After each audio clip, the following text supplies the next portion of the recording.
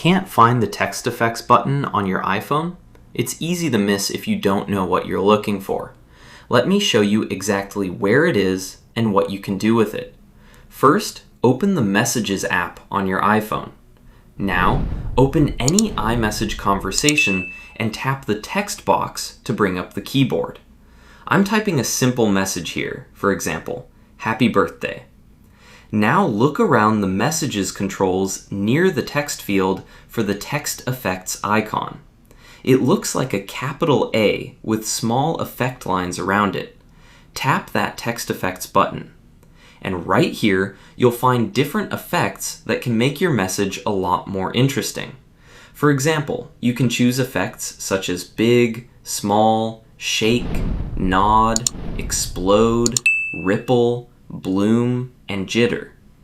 You can also apply text formatting such as bold, italic, underline, and strikethrough. Here's something cool. You don't necessarily have to apply an effect to your entire message.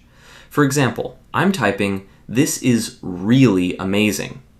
I can select just the word really, tap the text effects button, and apply an animation to that specific text. Now, don't confuse text effects with Apple's classic bubble and screen effects.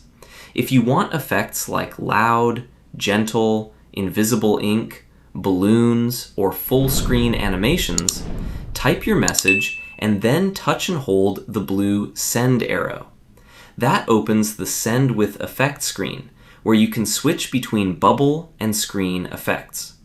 So remember, text effects icon equals effects on individual text and formatting. Long press the send arrow equals bubble and screen effects. And if you're following an older tutorial and can't find this button, keep in mind that the newer text effects feature requires iOS 18 or later. Now tell me in the comments, which one do you like better? Explode, shake, or big?